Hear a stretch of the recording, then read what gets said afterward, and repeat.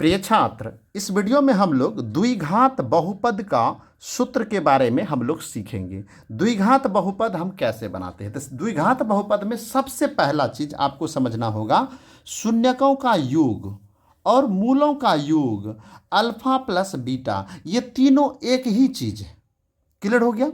तीनों एक ही चीज का। अब आपके मन में होता होगा शून्य किसको कहते हैं, मूल किसको कहते हैं, अल्फा किसको कहते हैं, बीटा किसको कहते हैं। जब हमारे पास द्विघात बहुपद होता है तो उसका जब हम x का मान निकालते हैं उसी को शून्य कहते हैं और उसी को मूल कहते हैं, उसी को अल्फा और बीटा कहते हैं। द्विघात बहुपद में दो शून्यक निकलता है। तो चलिए अब हम जानते हैं कि इसका सूत्र क्या होगा।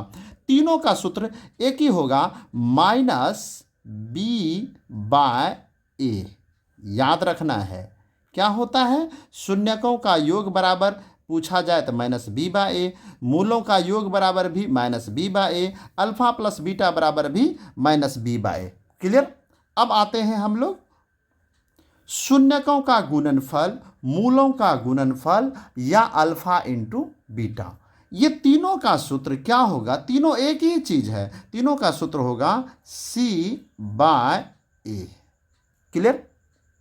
अब आपके मन में होता है ए बी सी कहाँ से आया। देखिए द्विघात बहुपद का जो व्यंजक होता है वो होता है ax² plus bx plus c = 0। इस रूप में द्विघात समीकरण होता है।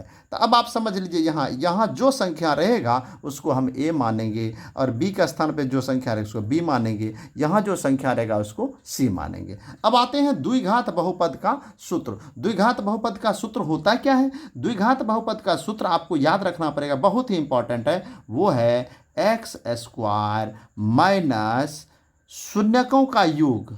अब शून्यकों का योग की जगह पर हम क्या लिखेंगे, alpha plus beta, alpha plus beta into x plus alpha into beta. Clear? Alpha into beta की जगह पे हम मूलों का गुणनफल भी बोल सकते हैं, शून्यकों का गुणनफल भी बोल सकते हैं। यही आपका हो गया द्विघात बहुपद का सूत्र। ठीक है, अगले वीडियो में हम और भी सूत्र के बारे में सीखेंगे। यह वीडियो आपको कैसा लगा हमें कमेंट में जरूर बताइएगा। हमारे चैनल पर आप नए हैं तो हमारे चैनल को सब्सक्राइब कर लीजिए। वीडियो देखने के लिए धन्यवाद।